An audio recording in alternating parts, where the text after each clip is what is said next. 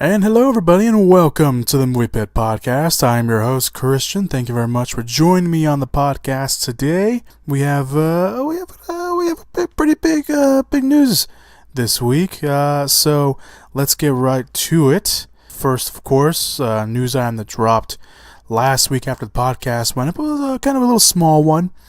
Got some traction, so I decided to talk about it. G.I. Joe 3 is delayed because of The Rock's schedule, which really isn't that too surprising. By the way, if you hear some banging in the background of the podcast, that's I still have some work being done in the house, so that's what that is. Anyway, let's talk about this. Something that's not too surprising, like I mentioned. Third G.I. Joe film has been in the works for a few years now, and it hasn't gotten really off the ground. Dwayne "The Rock" Johnson's crazy-ass schedule is because of that. It was confirmed by co-star Brian Hun Lee, who plays Storm Shadow, during a recent interview, saying, "I've heard from the studio that there's possibility to do a third one, but I think they're waiting for the actors' schedule." The actors'? That sounded weird for me to say. They're arranging the schedules for actors, especially Dwayne Johnson's. Of course, we all know how busy and crazy Dwayne Johnson's schedule is. But that's not too surprising, because he's a big megastar. He's got he just finished filming Fast 8. I think it was last month. He's gonna start filming Jumanji soon. He's got the press check-ins for Disney's new animation film Moana that comes out in November, and he's got a few projects lined up in the future, like Baywatch and Journey 3 and Shazam, and all his TV commitments. But because of that, The Rock, of course, is kind of delaying a bit. Not just him, of course, because other people have done a bunch of other things since then as well. And the G.I. Joe 3 is delayed. Now, of course, you could be like, well, they can do a movie without Dwayne "The Rock" Johnson. Yes, but G.I. Joe Retaliation kind of, cemented the fact that Dwayne Johnson's character Roadblock is pretty much the lead in this new kind of rebooted series that they're doing. So, could they do a G.I. Joe without Dwayne "The Rock" Johnson? Yes. Will it be as good? Well, that all depends on, of course, the writers and directors and who else they bring in and who they will decide to be the new lead if they decide to move on. I know a lot of people don't like the G.I. Joe series. I know Rise of Cobra was not good at all. It had its moments, mostly, Storm Shadow and Snake Eyes. But Retaliation was a hell of a lot more better than Rise of Cobra. I thought, the new tone they kind of brought in was better. It still had the comedy, but, it really relied on all the action stuff, which was really cool. And I wouldn't mind seeing their G.I. Joe, and I wouldn't mind hoping that they bring back The Rock. So that was a news item that dropped after the podcast last week. So kind of sticking with The Rock for this week's news items. One of the news items that came out, again, this one's pretty short. The first few news items are pretty short. Don't have to go too much into them. But sticking with The Rock, while doing some press for Deepwater Horizon at the Toronto International Film Festival, Collider got a nice little exclusive from director Peter Berg on a potential future film if they decide to do it, which is The Rundown 2. Now, of course, The Rundown was one of the movies where The Rock really started breaking away from, WWE and started actually taking, the acting thing seriously. So Berg threw a name out there that probably no one would have suspected for a potential Rundown 2, and it was Jonah Hill. Of course, coming off War Dogs recently, Berg admitted that he is working on another Rundown film, saying that he originally wanted Dwayne Johnson and Kevin Hart to star, but if he could, he'd want Jonah Hill, and if they could get Jonah Hill, he would do it tomorrow. Now, of course, a Rundown 2 is not officially greenlit. It's not official. This is just Peter Berg saying that he has talked with the studio, he has talked with potentially all the actors, and said that he would love to do it. So we shouldn't get too excited at this news, but the idea of Berg returning to The Rundown and bringing back Dwayne Johnson and potentially Jonah Hill, I think is pretty cool. Although it would be pretty awesome to see Sean William Scott back in the mix as well, since he was in the original Rundown.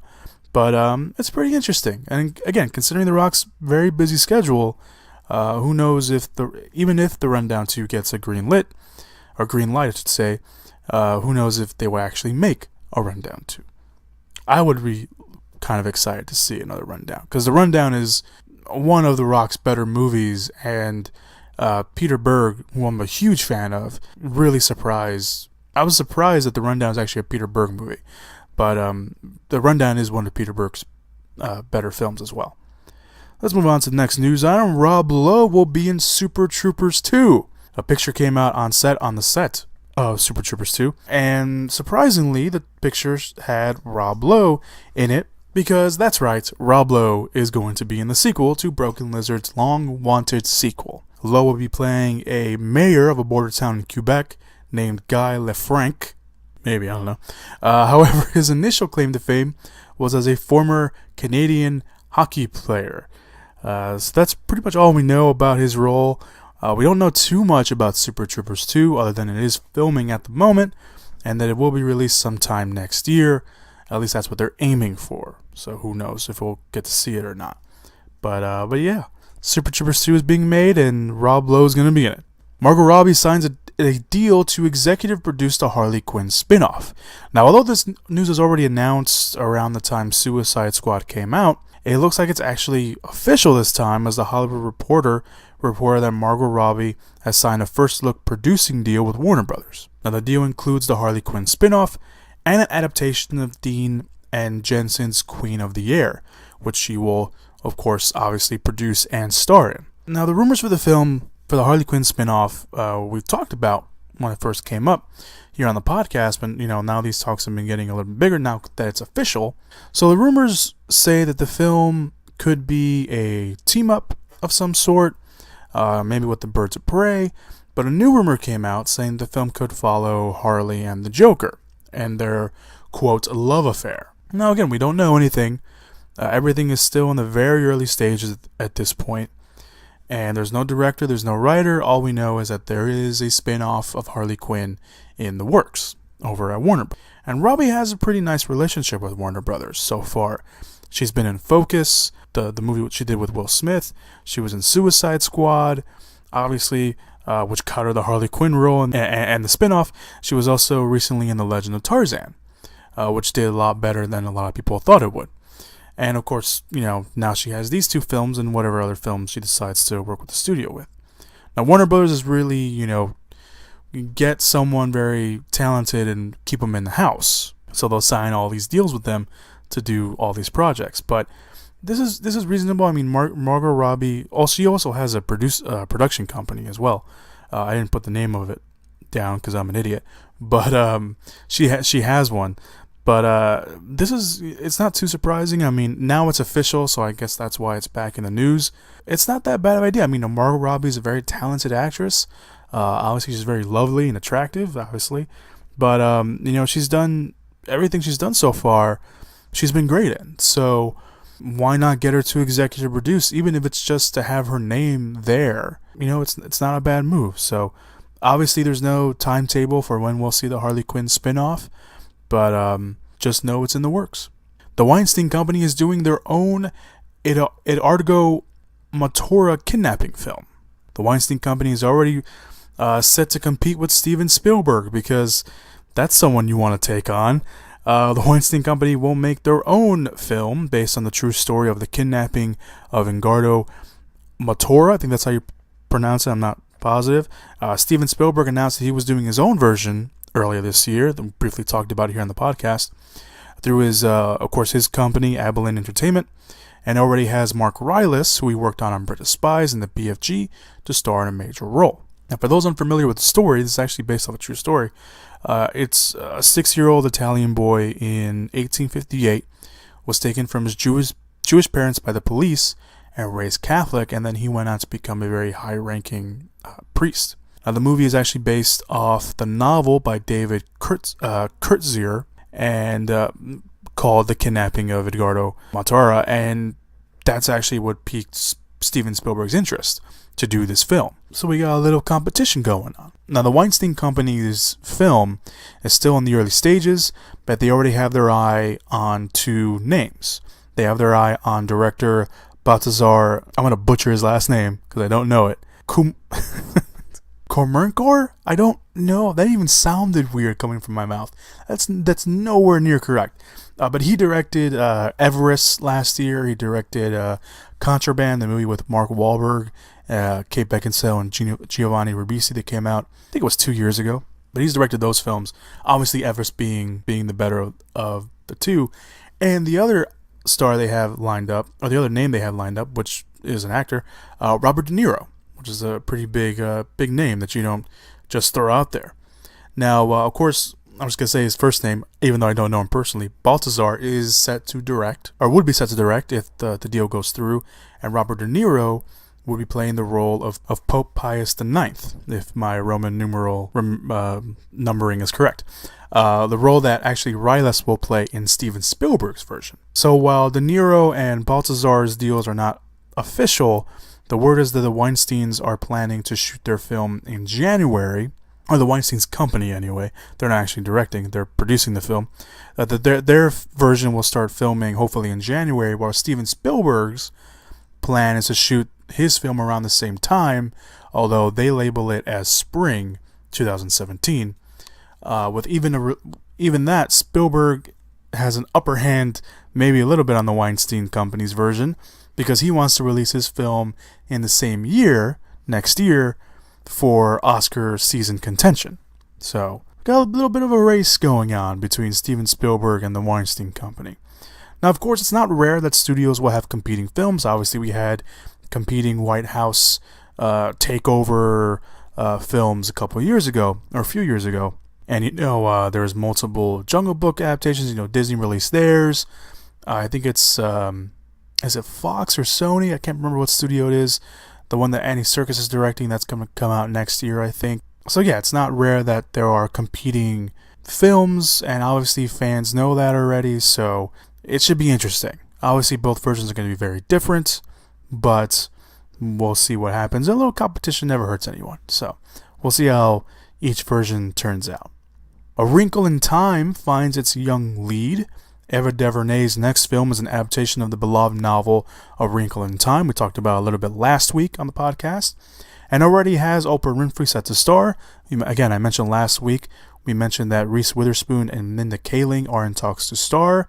The film will also be written by the co-writer and director of Frozen, Jennifer Lee. And now the film has found one of its young leads in Storm Reid. Yes, her name is Storm Reid. Storm Reid is a young actress that was briefly in 12 Years a Slave. She's going to be in the indie film called Slight that actually comes out later this year. And we'll talk about that obviously when the time comes.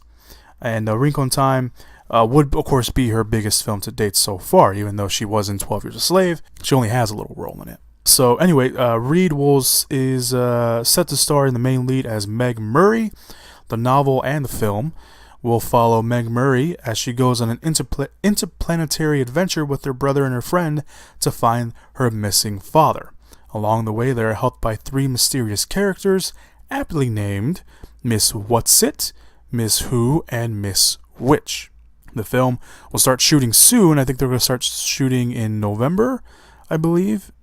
And currently does not have a release date, and it will be released by Disney. I haven't read A Wrinkle in Time. I'm not familiar with Storm Reid. She's pretty much a relatively newcomer. But the cast, of course, the supporting cast they have going on, and Ava DuVernay, who of course directed Selma. This is a pretty big film, and we'll see what happens when they start filming and who else they get a part of the cast. Obviously, we'll talk about more of A Wrinkle in Time when more news is released. Pacific Rim sequel adds a newcomer in Kaylee Spaney. She's a young American actress and a pop singer that will, of course, now join the cast of John Boyega, who will be playing the male lead. Apparently, this young lady will be playing the female lead in the film. John Boyega is, of course, playing the son of Idris Elba's character from the first film. She will be playing the new lead. Scott Eastwood is apparently also set to star in the film, although we don't know who exactly Scott Eastwood is playing. The working title is Pacific Rim Maelstrom. We don't know if that's going to be the official title, but that's the title going on right now. Stephen DeKnight will take over directing duties from Guillermo del Toro. So far, none of the original cast members like Wrinkle Kikuchi, Charlie Day, or Ron Perlman have announced they would come back.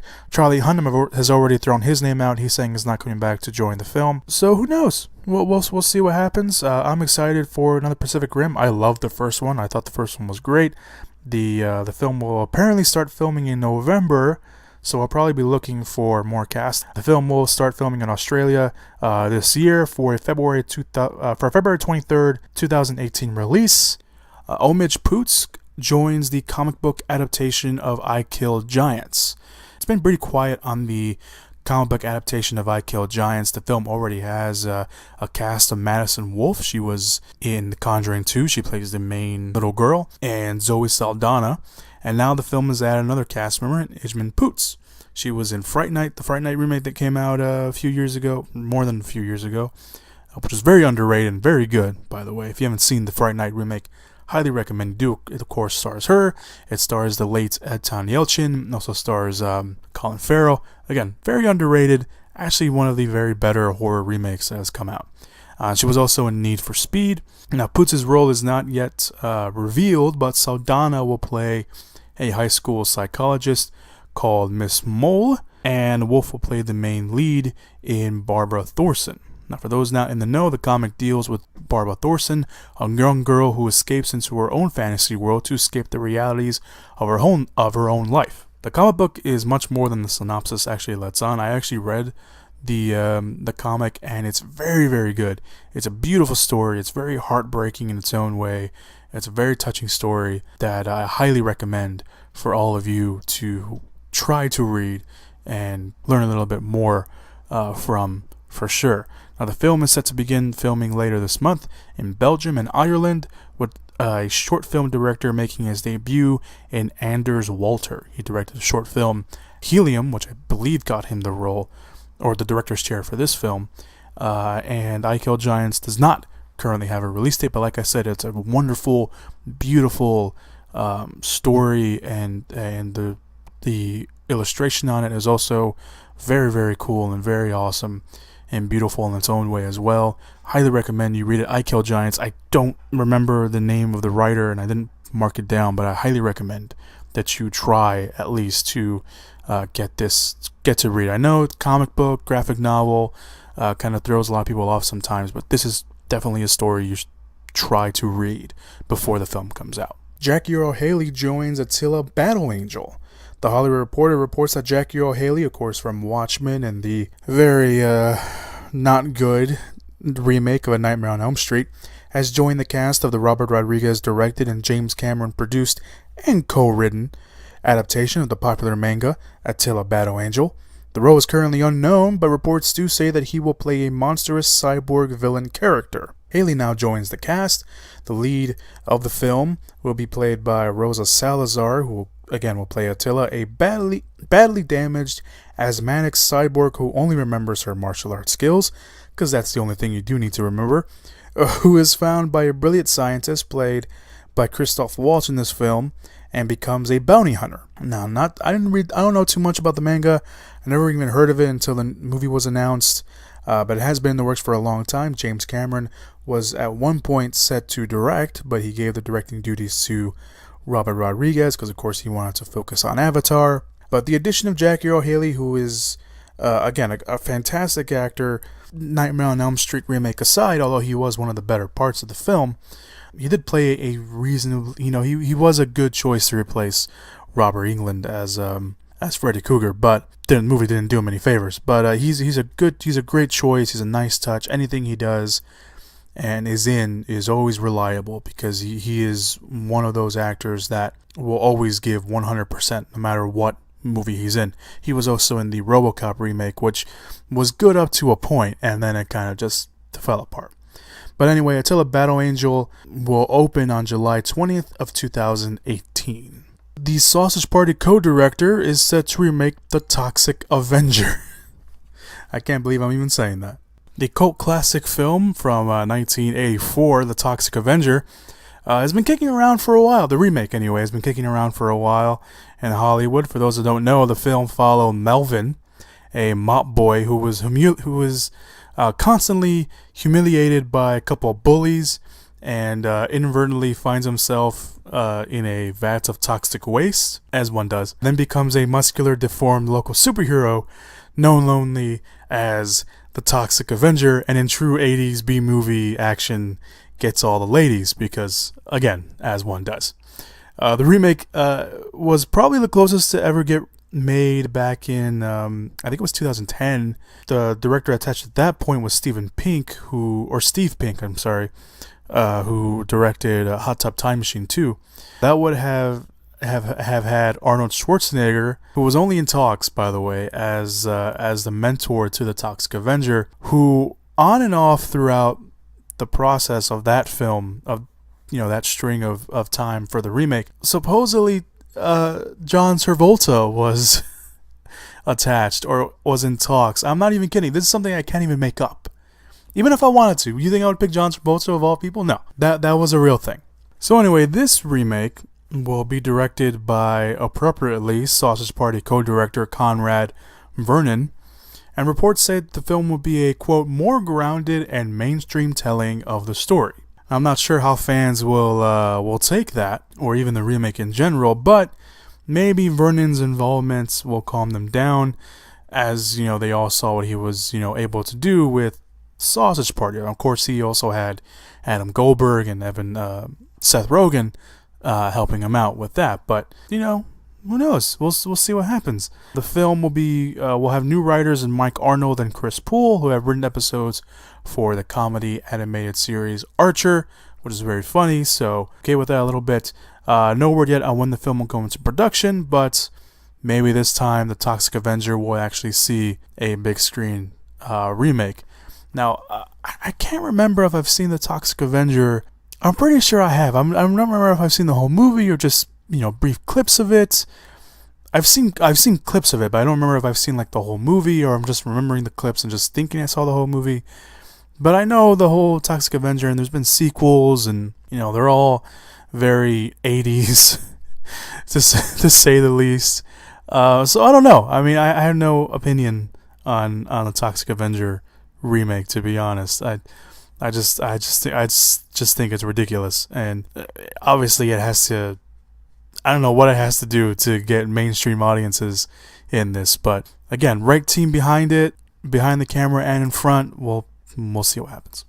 Denis Villeneuve wants to direct a remake of Dune.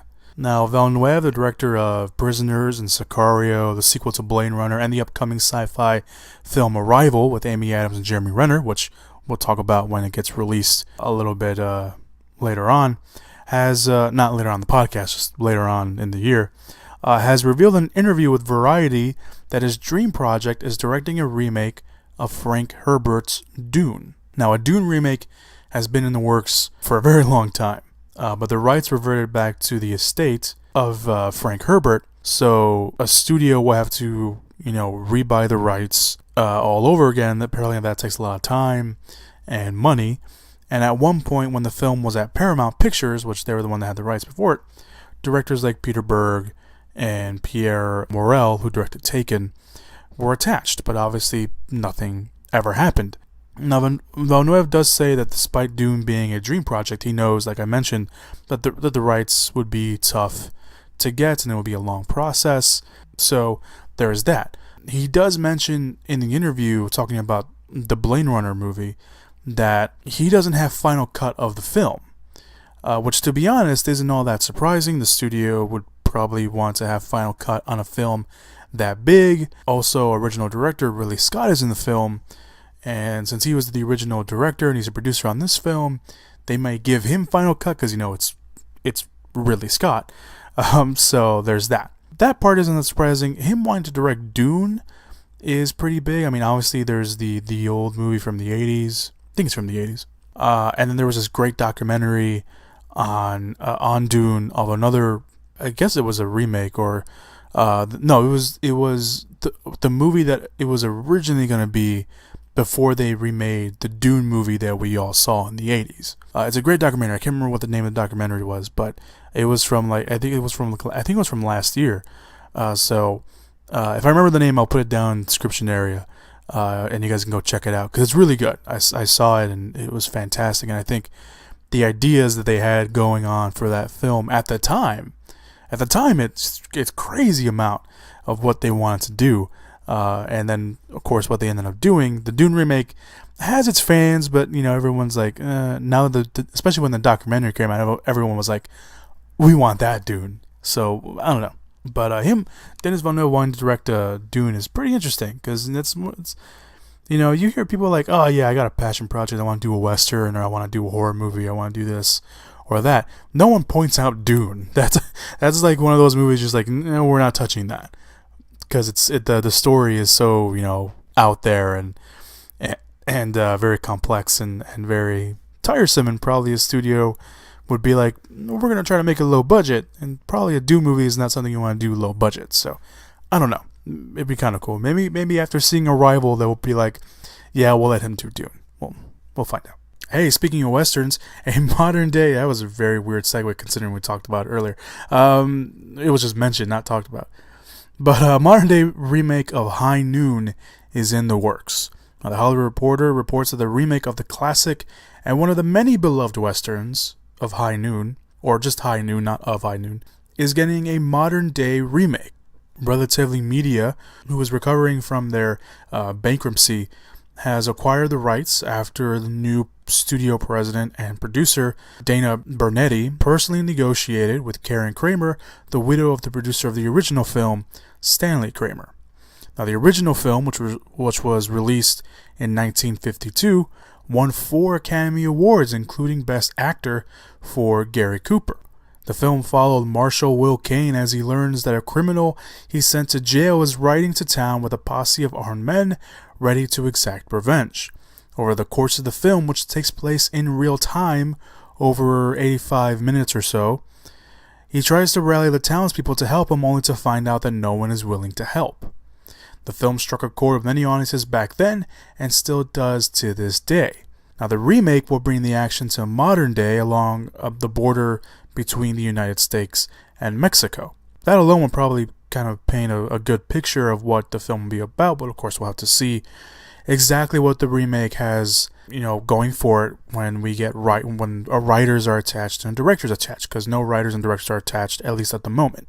Now, this is Relatively Media's first new project since coming back from their bankruptcy, and Bernetti has obviously made this a top priority for the studio, as he personally went out to go get the rights. That's kind of not something you do a lot, especially for a company that's, again, recovering from a very, very, a heavy situation. Now, Bernetti is no pushover producer either. He's produced films like The Social Network and Captain Phillips and The Gift, and he's also produced films like say what you will about the film, but he's produced 50 Shades of Grey, and he's produced the Netflix series, or he's an executive producer on the Netflix series House of Cards. So he knows what he's doing. He's been around these big projects. And, you don't just remake High Noon. Like I said at the beginning, High Noon is a very respected, well-known, beloved, and classic Western film.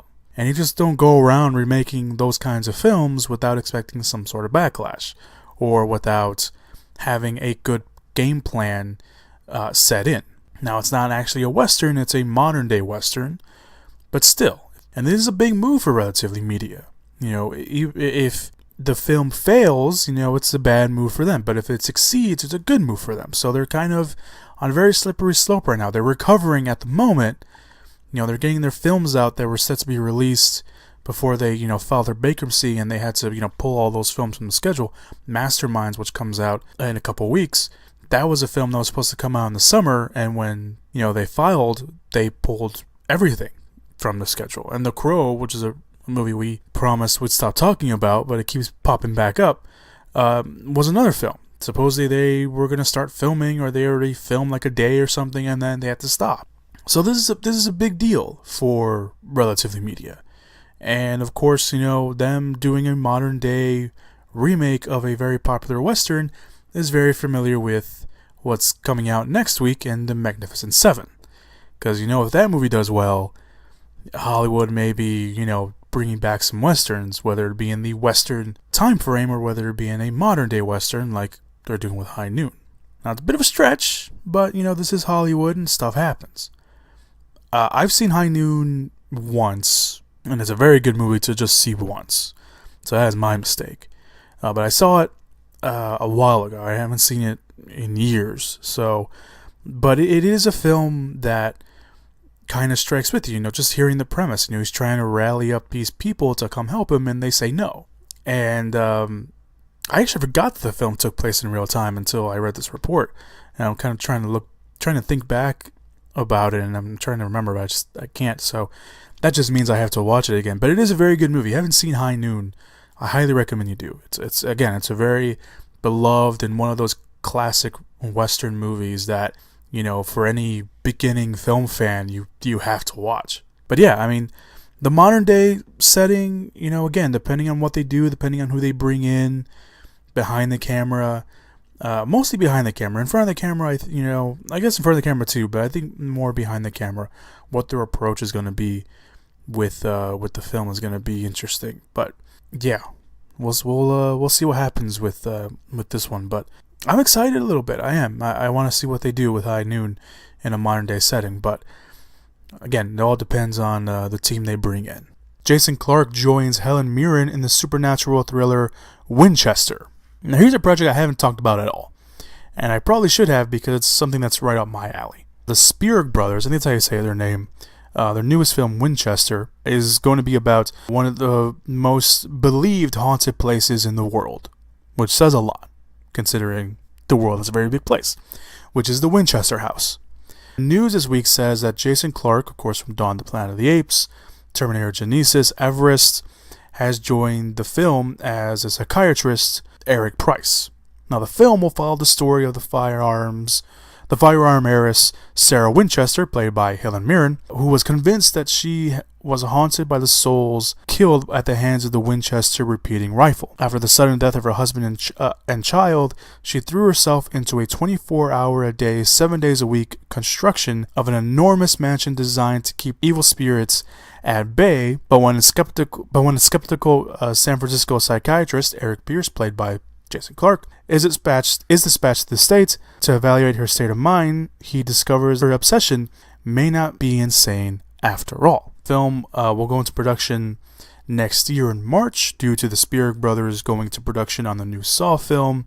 No release date has been set for Winchester yet, but with Clarke and Mirren set to star, that's a pretty good start. Jason Clarke is probably one of the most underrated actors out there. He always gives top-notch performances, but we don't consider him kind of A-list because I don't know why. And Helen Mirren, of course, we all know who Helen Mirren is, and we know how good she is. The only concern I have is the Berg brothers.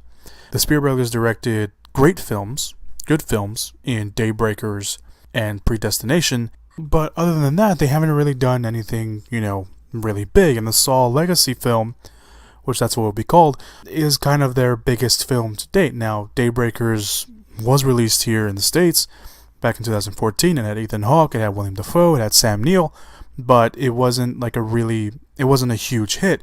But it was a huge hit amongst fans. Predestination was a film that came out on VOD, also with Ethan Hawke, also very good, and Winchester would be one of those bigger films, and so would Saw Legacy. But that's my only real concern so far. Obviously, with a cast like Jason Clarke and Helen Mirren, I think that's enough to calm my worries a little bit. Benicio Del Toro is in negotiations for The Predator. Reports say that Benicio Del Toro is in negotiations to join the Shane Black directed film The Predator. Black, who was actually in the original Predator film, will direct and co-write with Fred Dekker in this new film that would be a sequel, not a reboot, to the original, which is pretty cool. Blake has said the film will take place in present day and wants the film to be somewhat of an event film. Dekker even made the comparison that if Predator was Alien, The Predator would be Aliens, which of course, if you're a big fan of those films or even know kind of what those films are all about, the Alien films anyway, if you're a fan, that makes you, tingle a little bit with excitement. When it comes to Del Toro, though, it's a great choice. Del Toro has shown that he is one of the best actors out there. It seems like recently, he's been giving this great string of performances. Obviously, Sicario being the really big one. And the reports say that the film will be an ensemble cast and that Benicio Del Toro will be the anchor upon that cast. So he's going to be the lead, which is really, really cool, and I'm really excited for this. The Predator opens on February 9th, 2018. I can't wait for it. I don't know. I just, I really like the original Predator film. Predator 2 was a really big disappointment. And then the Alien vs. Predator films, the first one was okay. The second one, aka being the most darkest film ever made, because apparently they couldn't shine a light on anything in that movie. I guess they spent all their budget on practical effects and couldn't afford lighting. But I'm really excited for this. And then Predators, the movie that came out, I think it was like 4 or 5 years ago, that had Adrian Brody in it and Lawrence Fishburne. That was okay. It wasn't that bad. I know a lot of people hated on it. It's not that great, but it wasn't that bad either. But I can't wait for this one. I honestly can't. Benicio Del Toro is a great choice. Shane Black is obviously a great choice, and he was in the original film. There's even reports that he did some uncredited work on the script for the original film. So I'm really excited for it. I can't wait for it, and I can't wait to see what they do for the film and who else they bring in. That would be cool too. Originally, this was going to be the last news item of the podcast, but there's another big news item that came out. So keep in mind, this was originally going to be the last news item. A fan favorite villain, Mr. Sinister, will be in Wolverine 3. We still don't know too much about Wolverine 3, obviously, but we know that it will be Hugh Jackman's last performance, potentially Patrick Stewart's last performance as Professor X.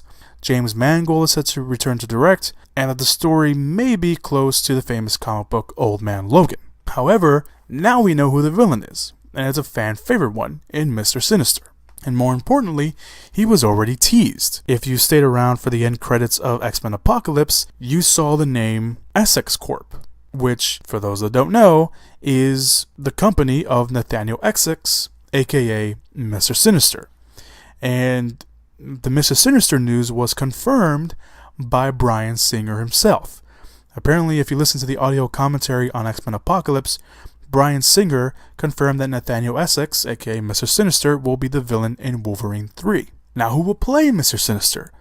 We may already know, because Wolverine 3 is apparently already finished filming. Cinema Blend has a theory on who will play him. Back in April, actor Richard E. Grant joined the film, and at the time, the only information we had on his character was that he would be playing a mad scientist. Now, at the time, the word was that Boyd Holbrook would also play a villain, possibly a henchman, and that he would be the head of security for a global corporation on the lookout for Wolverine.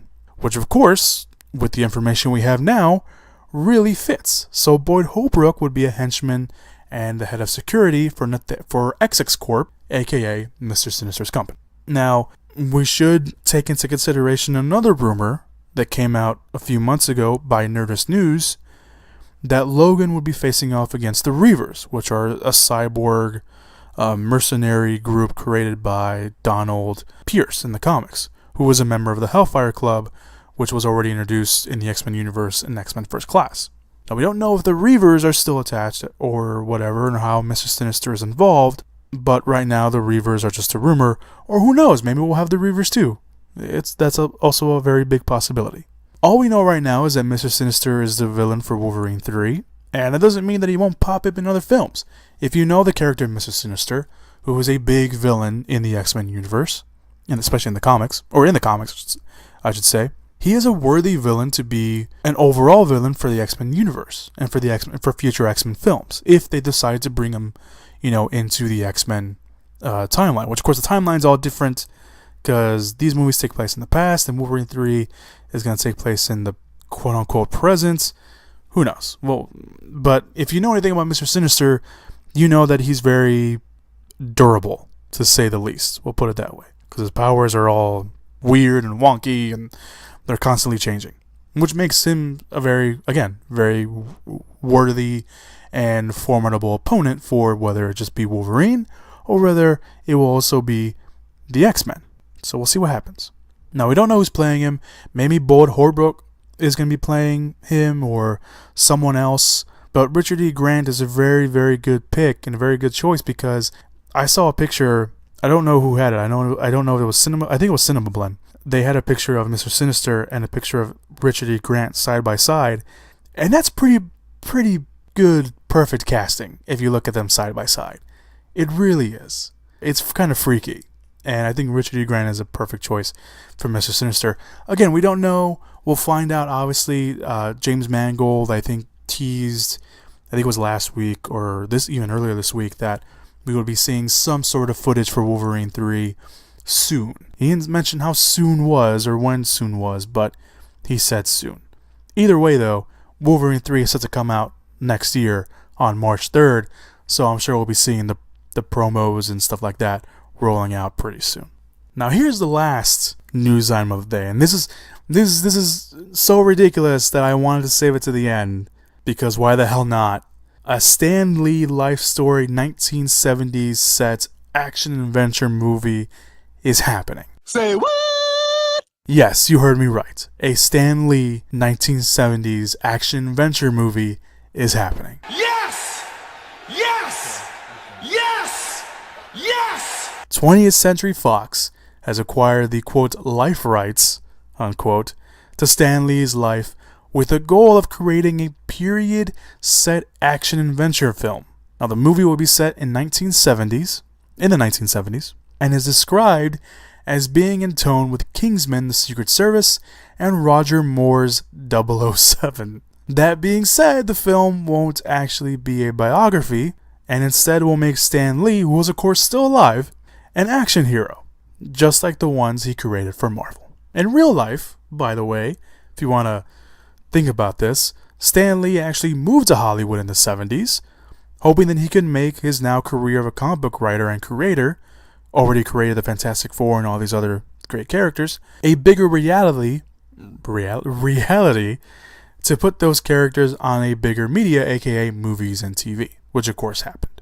Now, Stan Lee will be an executive producer on the film, with his producing partner at POW Entertainment, Gil Champion. There's no writer attached yet, or director, but I'm sure this project will, get writers and directors clamoring for it, because it sounds so ridiculous, but also so damn awesome. Now, Stan Lee's life is good enough without making him an action hero, but like I said, why the hell not, right? Well, why not? Of course, the bigger question now is who will actually play Stan Lee. So let the guesses begin, as Stan Lee would say, true believers. I read this and I was like, you have to be kidding me. This can't be real. It is. It's very real. They're doing this. This is not an early or late April Fool's joke. It's real. They're making a Stan Lee movie. They're making Stan Lee an action hero. And he is. I mean, for all extensive purposes, to many. But they're actually making him a superhero. I don't know. I read this and I couldn't take the cheese off my face for a long time. So we'll see how this plays out. I don't know. It sounds so crazy, but it sounds so crazy that it could work. Alright, so let's talk about this week's trailers before we get to this week's releases. Quite a few trailers dropped this week. We have the Tupac biopic, All Eyes on Me. Of course, the 20th anniversary of Tupac's death was this week. There's a Red Band trailer released for his biopic called All Eyes on Me. Trailer's down below. The trailer didn't really pull me in too much. The trailer's kind of all over the place, and I don't know, just didn't really draw me in. Hopefully the next trailer will. But the guy they got to play Tupac is he's pretty spot on. I mean, he looks a lot like Tupac. I don't know who it is. I think it's a newcomer, or he hasn't done a lot of stuff, but he looks a lot like Tupac, and we'll see what happens with that. There was also the trailer to the comedy Bastards, which has Owen Wilson and Ed Helms in the film. They play brothers who find out that their deceased father is not their actual father, and their father's still out there, and they go on a kind of a road trip to go find out who their real father is. Terry Bradshaw's in there as one of the potential candidates. Ving Rhames is in there. J.K. Simmons is in there. He kind of plays like this muscle kind of guy. And Glenn Close plays their mother. I mean, the trailer was fine. It's a Red Band trailer, so there's some cursing in there. The trailer was fine. I mean, it wasn't terrible. It didn't draw me in as much as I thought it would, but the trailer's down there. A new trailer for the Trolls animated film that comes out in November came out. That's up there as well, or down there as well. The new trailer for 50 Shades Darker, the sequel to 50 Shades of Grey trailer came out. I didn't watch it because I don't care about that movie. But that came out this week. A new trailer for The Bye Bye Man came out this week. That's a horror movie that came out. That was supposed to come out in the summer, but it didn't. They moved it to December, and then they finally moved it to January of next year. And this trailer is actually 10 times better than the last trailer. This new trailer actually makes me want to go watch The Bye Bye Man, but we'll see what happens with that. So that's there. A new trailer for Disney's animated film Moana came out. We actually know a lot more of the story now, and it actually looks pretty good. Looks like another hit for Disney Animation. Another trailer that I really liked this week was the first trailer to the true story drama movie called Christine, and it stars Rebecca Hall. And this is based on, like I said, it's based on a true story from a reporter in the 70s named Christine Chubbuck. I think that's how her name was pronounced. This is an amazing and very terrible and horrifying story, but obviously if you watch the trailer, you'll probably kind of deduce what happened, or if you just, look up what happened. I never knew this, and this is something that, apparently was very big, and it seems big considering, the story and the time. Again, it's based in the 70s. Yeah, I don't know. I watched the trailer. The trailer was very powerful, and there's some good word of mouth so far from the film festivals this debuted in, and it looks like Rebecca Hall's going for that Oscar. This could be something she can easily be nominated for. So I don't know. I mean, this kind of jumped to the top of my list because I didn't even know this movie was being made. I didn't know the true story behind it. But it's one of those stories where it's just like you can't believe that A, this happened, and B, that it kind of took a while for this to be made.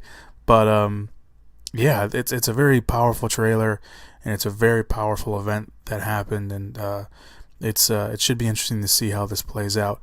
I think it comes out in October. I don't know if it's getting a limited release and then a wide release.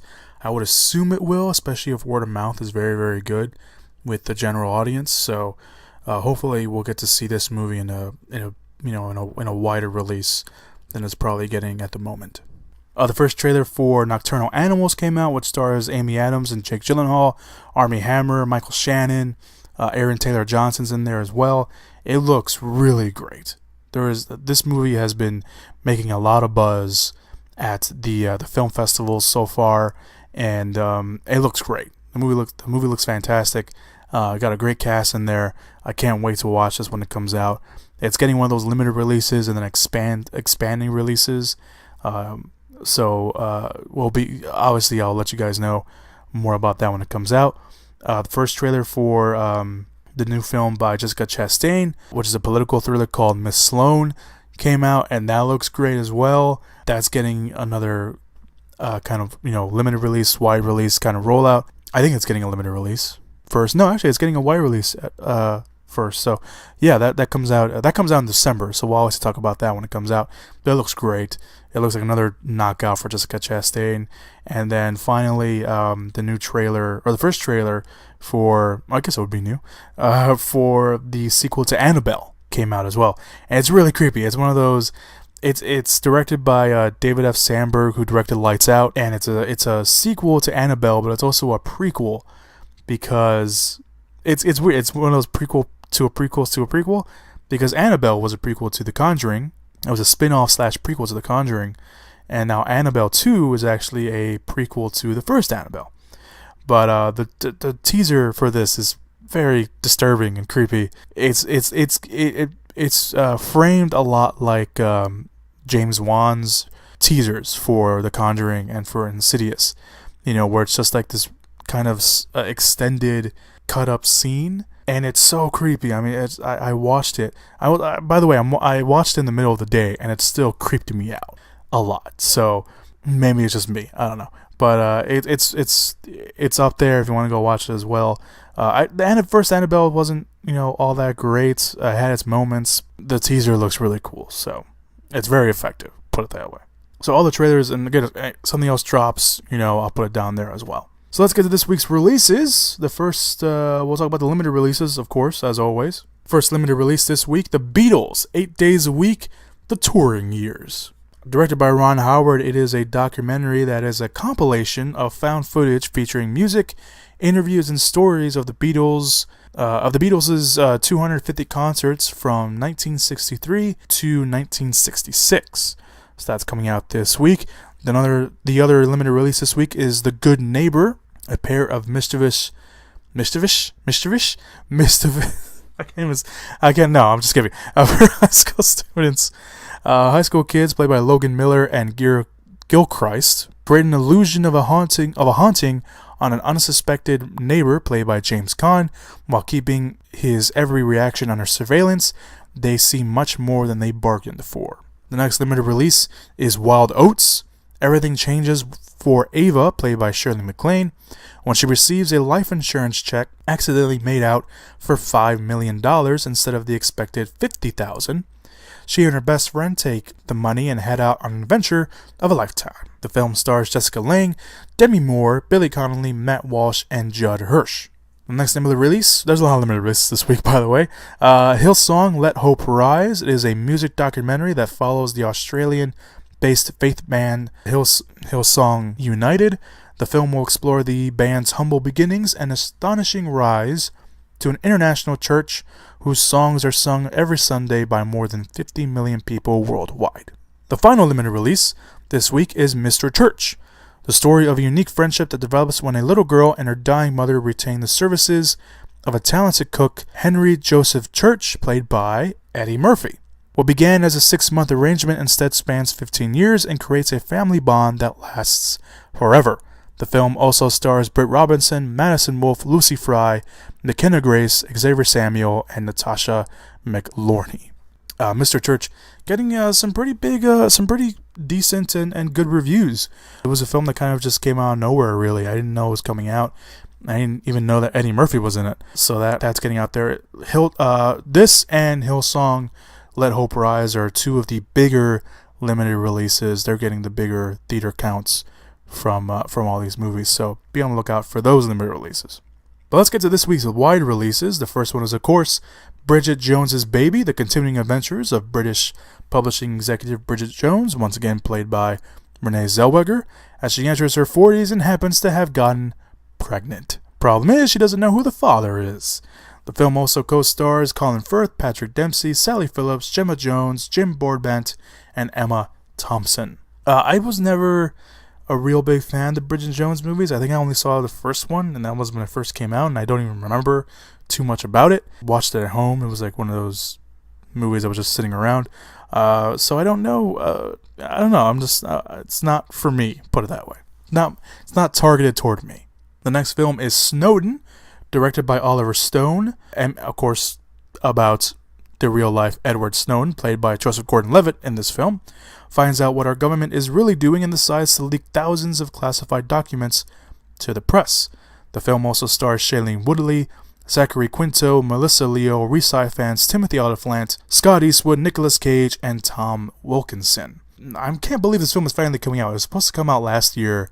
It got moved around like twice last year, and then I think it was supposed to come out in the summer this year, and they moved it back to obviously this week. So I'm just, it's finally coming out. So I don't know how I feel about this, about the movie. Oliver Stone is hit or miss for me personally. It's got a great cast, but I don't know.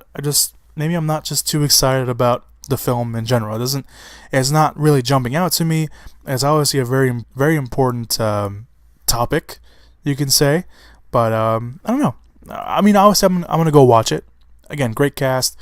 Can't go wrong with Oliver Stone sometimes, so I'm gonna go watch it. But I'm not dying to go watch it, especially with the next film coming out, which is our final wide release, The Blair Witch, or just Blair Witch, directed by Adam Wingard and written by Simon Barrett. After discovering a video that shows what he believes to be his sister's experiences in the demonic woods of the Blair Witch, or demonic woods of Blair Witch, James and a group of friends head to the forest in search for his lost sibling. Now, of course, the Blair Witch, or Blair Witch, I keep calling it The Blair Witch, it's only Blair Witch, is a sequel to the first film It's ignoring pretty much the events of the second film, from what I've read. And you know what? It looks great. It's we talked about it a little bit in the past podcast that the movie was originally called The Woods, and I was still excited for it. I'm a huge fan of Adam Wingard and Simon Barrett. When they get together, they just make some great stuff. They've made The Guest, they made You're Next, A Lonely Place to Die. I think that's what it's called. But they just do awesome stuff together, and just seeing them do kind of this found footage kind of horror movie, I was excited. And then at Comic-Con, they just dropped like the news of all news that The Woods was actually a sequel to the Blair Witch Project, and everyone lost their minds, and fans were like, what? And they were all on board. And of course, nothing but good reviews were coming out. They screened it at Comic-Con, everyone loved it, and now it's coming out. And the film is still getting, good reviews. It's getting mixed reviews, but most of them have been very, very positive. I can't wait to watch this. I remember watching I didn't watch the first Blair Witch in theaters. I watched it very later on, and I never watched the second one. You probably shouldn't watch the second one. So I can't wait for this. And the film, this one, Blair Witch, the brother is supposed to be the brother of the woman Heather. I think that was her name, from the Blair Witch Project. So you got that connection there. Everything I've read about this film is saying it's great. The fact that they were able to keep this a secret from so many people, that this was actually a Blair Witch movie, was so impressive. And I think on that, I have to respect it on every other way. I have to respect it on every other level, because it was just so cool that they were able to do this. I'm looking forward to it. It's this year horror films have had, studio horror films at that, have had a very good track record. You've had The Conjuring 2, you had Don't Breathe, you had Say What You Will, but The Shallows, although it's more of a thriller and drama than a horror movie, but it was still that was still out there. I can't believe I'm blanking on some of these movies because some of them were so good. Lights Out. All these studio films have been very well received by fans. Not all of them, of course, because the horror film community is very, very hard to please at times, but this year in studio horror films has been so successful, and a lot of these films came out in the summer, which you don't think of summer movie season as a horror movie successful place. The Conjuring took that risk those years back to release it in the middle of the summer, and it did huge. It did fantastic. Obviously, they made the second one, and the second one still came out in the summer and was very successful in its own way. And then you have all these other films. Don't Breathe got a lot of great reviews. It came out in August, which is a very hard month because it's kind of known a little bit as a dump month at the end of the summer movie season. But it still did great. You had Lights Out, which was based on a short film that everyone was questioning whether it was a good idea to extend the short film to a feature length film. And guess what? It worked for a lot of it. So I don't know. I mean, I think Blair Witch is going to continue the trend of studio-based horror films doing a good job. You already have a built-in audience. You have you have this new age of audiences that that probably know nothing about Blair Witch and want to go watch it anyway. So I'm excited for it. I'm going to go watch it. This is my most, looked forward movie this month and this week. So I'm pumped for it. All right, so let's move on to this week's box office predictions. Last week, my box office predictions were Sully was going to be the number 1 movie, Don't Breathe was going to be number 2, When the Bow Breaks was going to be number 3, Suicide Squad was going to be number 4, and that was I make a prediction for the number 5 spot, but I thought The Wildlife could pull in the number 5 position, but it was going to battle it out with the other kids' movies, Couple and Two Strings and Peach Dragon. Last week's actual box office was Sully at number 1, When the Bow Breaks came in at number 2, Don't Breathe was number 3, Suicide Squad was number 4, and The Wildlife was number 5. Although last week's box office, The Wildlife barely came in at number 5. It made like $4 or $5 million in the box office for a kids movie. That's not very good, but it still came in there. So that was last week's box office. This week's box office, my picks are going to be Blair Witch at number 1, Bridget Jones's Diary at number 2. I don't know. I'll say Snowden number 3. Although I don't think Snowden will be number 3, but I'll say number 3 anyway.